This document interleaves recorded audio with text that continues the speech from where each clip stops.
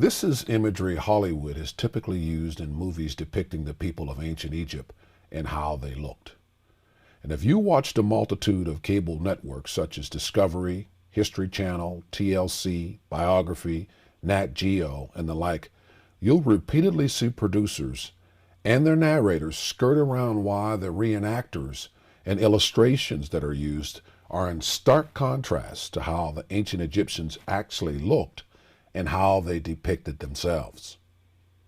Perhaps it was due, at least in part, to this man, Zawi Hawass, who until recently jealously guarded access to Egypt's antiquities. Hawass yielded dictatorial control over that access, and no one dare cross him, lest they sacrifice any possibility of gaining entrance into these ancient treasures. Hawass has been quoted as saying, quote, "The portrayal of ancient Egyptian civilization as black has no element of truth to it.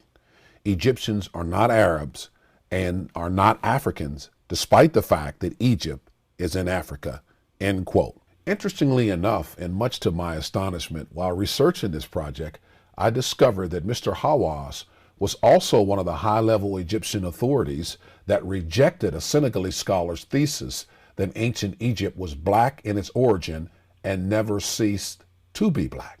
That African scholar was Sheikh Anta Diop and his learned colleague Theophilo Obenga, who challenged some of the world's most noted Egyptologists, anthropologists, and scholars in 1974 in Cairo, Egypt at the UNESCO Symposium.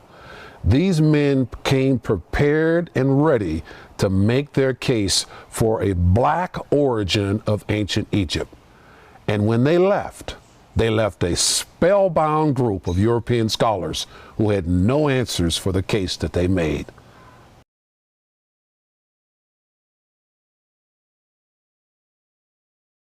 And we meet Cheikh Anta Diop first, I guess, on the international scene in Paris, where he went to school. He went over there to be a physicist. His idea was to be a scientist. He had no interest initially in history or literature or anything like that. He gets to Paris, he takes some courses in history, and he becomes fascinated with questions of culture, with anthropology, with linguistics.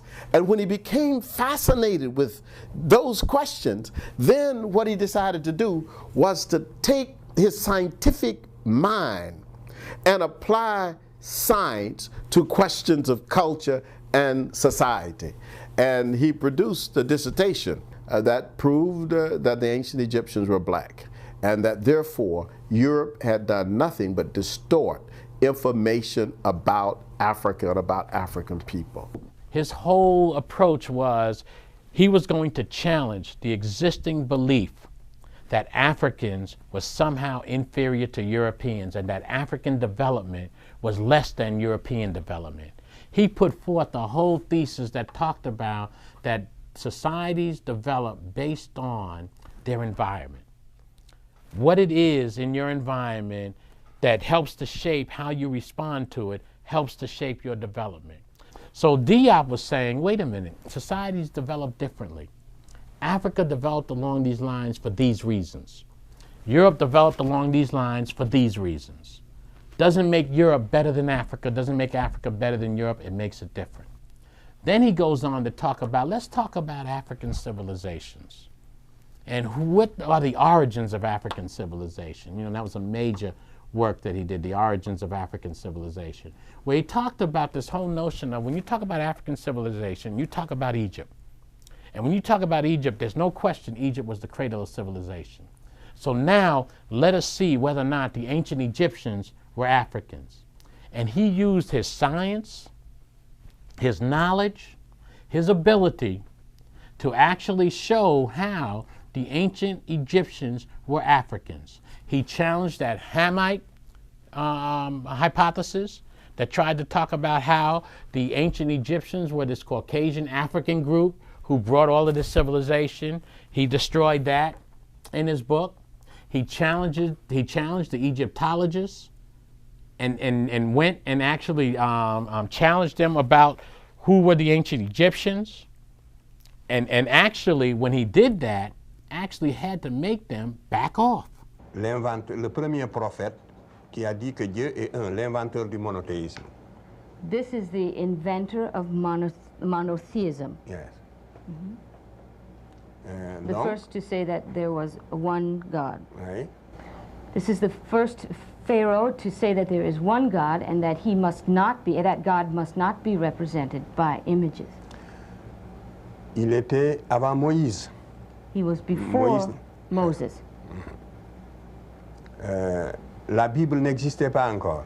There was no Bible, not yet. À cette époque-là, la pensée religieuse, encore, vous voyez, est partie de l'Afrique. C'est l'Afrique qui a initié la religion monothéiste. And so it is even Africa that is the origin of monotheistic religion as well. Vous voyez, ce pharaon avait 6 filles avec la reine Nefertari. This Pharaoh had 6 daughters with his queen Nefertari. Alors, une des filles est sur les genoux de la reine. One of the daughters is in the lap of the queen. Je l'ai reproduit dans l'image suivante, vous allez la voir. Hein? You'll see her again in La the, voilà, that's vous voyez, right. sur les genoux de sa mère. Regardez comme elle est typiquement africaine. See how she is typically African. Avec la coiffure totémique. En africain, c'est que cette coiffure est totémique. And an African would know that this is a totemic hairdo. Et je l'ai comparé avec un Mangbetu, qui est la femme d'une tribu africaine actuelle, pour la déformation du crâne. I have compared her with one of the African tribes that is known for the forming of the skull. When Dr. Diop was studying for his doctorate at the Sorbonne in France, he caused a major stir because his doctoral thesis was on the black origin of ancient Egypt. His thesis was summarily rejected. Undaunted, Diop labored for 9 more years to make his thesis airtight to resubmit it. This time, it was grudgingly accepted. It's germane to remember that his challenge of Western academic hegemony came on the heels of European-inspired slavery and colonialism. So here is a man now in the height of colonization, where the approach was Africans are inferior, that's why they are colonized, they need help, we're the ones who can help them, because throughout history we have been the dominant group. Here is a man who stands up in front of all of that and says, you are wrong, here is the evidence, let's battle. And he goes and battles with all of those Egyptologists, bringing his books with him, bringing his students with him, in particular Theophilo Obenga, brings with him and says, we are going to challenge these boys. Now imagine what that does for a group of people who are colonized, who now see one of their own taking on the colonizer and winning. And winning. Sheikh Anta Diop was one of the people who challenged the very central authors of this type of mythos of non-African history, of non-positive African history. He challenged the early Egyptologists, and he said, well, I can prove to you that these pharaohs and these other dignitaries were in fact African people simply by testing the melanin in their skin. What he wanted to prove with the melanin test on the mummies is that these were black-skinned people. He proved that. That was proof. He also proved that the blood of the ancient Egyptians was the same blood type as the majority of African people, and not like European blood type. Now, when he demonstrated this, this was not his only proof. The other evidence that he gave was evidence from the Greek texts themselves, where the ancient Greek historians or geographers or travelers had said that they looked at the ancient Egyptian people, and those people were black skinned. I mean, he definitely quoted Herodotus, who says that the ancient Egyptians have black skin and woolly hair. But beyond that, he also looked at the linguistic connection. He said the word Kemet, which is the most popular word used for ancient Egypt, simply means black nation, black country. Does not mean, as the Europeans had interpreted, black dirt. It meant black land or black country or black nation. So he was extremely clever in looking at all the arguments in every discipline where racism had shown its head in order to be able to cut off the head of racism in scholarship. He was the director of the Radiocarbon Dating Institute in Senegal, which was IFAN, which was one of the early academic institutions. And his whole life, he challenged the racist perspective of Eurocentric knowledge construction of ancient Africa. His scholarship was so significant that when he passed, that the University of Dakar changed its name to Cheikh Anta Diop University. Well, he definitely addressed the major problem of much of the 20th century, that so much of knowledge itself was excessively Eurocentric. Yeah. So we interpreted not just history, but almost everything else from a European point of view. Many of our own countries were named by Europeans, and their borders were determined by Europeans. So the whole world was saturated with Europe's conception of planet Earth and the surrounding universe. And then comes someone like Cheikh Anta Diop and say, look, I mean, why are we just responding to this interpretation of history and science purely from the point of view of one particular continent?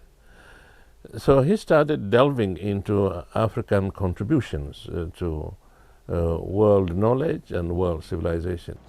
Voilà, les Égyptiens anciens ressemblaient à cette tête que vous voyez. Voici le premier roi de la terre. Here you have the first king of the earth, the very first. And the Egyptians, the ancient Egyptians, looked like this man. You can see that he has those traits that are associated with the black, those features associated with the black race, which are even more pronounced than many of the people here. It was this man who unified the Nile Valley from Upper to Lower Egypt, and this was 3,300 years before Jesus Christ. Yes. Je passe donc, ce que je vais dire avant de passer au suivant, c'est que vous allez le voir donc, déjà d'après ces traits. They were instead a black people, an authentic black people, but which never ceased to be blacks. Donc, attendez, je dis en un mot. Donc, vous voyez que les anciens Égyptiens étaient des Noirs comme tous les autres naturels de l'Afrique, c'est tout. You can see that the first the Egyptians were black men, like black men that you see in Africa now. You can see that they were not people that were started as whites and became progressively more black. Ici, cette reproduction est importante. This is a very important reproduction. C'est dans le tombeau de Ramsès III. This is found in the tomb of Ramses III. 20e dynastie. The 20th dynasty. Vous avez le personnage de gauche. That person on the left. C'est le type général, donc, représenté par l'artiste égyptien lui-même. This is the general type represented by the Egyptian artist himself. Le second, c'est le type général de tous les Européens, si vous voulez, de tous les Occidentaux. And the second person or personage is the general type of all the Europeans represented by the artist. Le troisième, c'est le type général de tous les autres Noirs de l'intérieur du continent. And the third personage is the general type representing all the other groups found in the interior of the continent. Of Africa. Of the continent of Africa. Oui. Le quatrième, c'est le type général de tous les Sémites habitant l'Asie. The fourth personage is the general type of all of the Semites living in that area of Asia. Et ceci est un tableau ethnographique. Voilà les races qui existaient à l'époque, telles que les Égyptiens les ont connues, vues et représentées. This is the different races. The different races represented by the artist, and these are the races that existed in his time as he saw them. Nous sommes à 1200 avant Jésus-Christ. We are 1,200 years before Jesus Christ. Despite the case Dr. Diop made for the blackness of ancient Egypt, using multiple categories of evidence, detractors then and now continue to deny the black origin of Kemet Egypt, going so far as to develop computer models of what King Tut, for example, looked like. Of course, Diop had to practically beg to get a minute skin sample to test it for melanin content. Look at Tutankhamun in the 18th dynasty. This is a brother. You could take gold paint, put it on a school kid in Philly, and he looked just like Tutankhamun. But the new exhibit that's coming, they try so hard to not make these Africans, and that's part of the legacy, the racist legacy of early Egyptology that Sheikh Anta Diop critiques in the African Origins of Civilization, Myth or Reality. Now you have scholars who are trying to really uncover what they see as the truth of during that particular time, and are now beginning to talk about these ancient civilizations as being African civilizations. It begins to challenge the very fundamental the foundations of those belief systems that those folks are operating under. And so they have a vested interest in maintaining their belief systems. And so there is a war when those scholars, for example, James Jackson or Dr. Ben Jokanan or Maulana Karenga or Malefi Asante, for example, or John Henry Clark, for example, begin to come out and talk about these ancient African civilizations, or Sheikh Anta Diop, for example, talking about these African civilizations and they were African and laid the foundation for the Western world, then you're going to have that reaction to it, because then in effect it's saying, West, you're not as dominant as you think. As a matter of fact, you owe your development to me. So if you owe your development to me, how can you say I'm inferior? And now it begins to challenge the very fundamental culture, foundation of the civilization in terms of its culture and its background and its history. Because it's hard for you to say you are inferior to me when I owe you my very development. So there is a constant struggle within the academia in terms of trying to control the knowledge that comes out, trying to challenge that knowledge. Here you have Ramses II and a Tutsi warrior. It's remarkable the similarity between the Tutsi's hairdo and the helmet worn by the pharaoh. Or, ce pharaon est encore un des plus prestigieux justement de toute l'histoire égyptienne. He is certainly one of the most prestigious of the Egyptian pharaohs. Vous voyez que des deux côtés, vous n'avez que la même réalité africaine, la même réalité anthropologique africaine. And you see the same reality, anthropological reality, that is African, the similarities between the two. Aussi, ça c'est Mentuhotep Ier. Aussi, vous voyez, il est noir. You can see another pharaoh who is also black. Typiquement. Typical of that time. Donc, c'est le fondateur de la 11e dynastie. This is the founder of the 11th dynasty. La ville de Thèbes lui a voué un culte pendant 1000 ans. For some 1,000 years, the city of Thèbes in Upper Egypt worshipped this pharaoh. What Sheikh Anta Diop does is to demonstrate his proofs that the ancient Egyptian people were indeed not just African, they were black. And the farther you go back in the history of ancient Africa, the blacker the Egyptians are. In 1960 or 61, the African people meeting from all over the world declared that the two greatest intellectuals of the African community in the 20th century were Sheikh Anta Diop and W.B. Du Bois. But I think, in my estimation, Sheikh Anta Diop is perhaps more important in terms of scholarship. He did not produce as much as W.B. Du Bois, but the work that he produced, the limited work that he produced compared to Du Bois, was much more significant in transforming the way we thought about Africa and its history and its people. He laid the foundation for an Afrocentric reinterpretation of the phenomena of African people. So Cheikh Anta Diop, in that regard, must be considered the fundamental African scholar of the 20th century. Diop's crowning moment was that UNESCO Cairo Symposium. He devoted the rest of his life to further proving the blackness of ancient Egypt. He died in 1986, having revolutionized the way we think about ancient Egypt. Cheikh Anta Diop, the Pharaoh of Knowledge.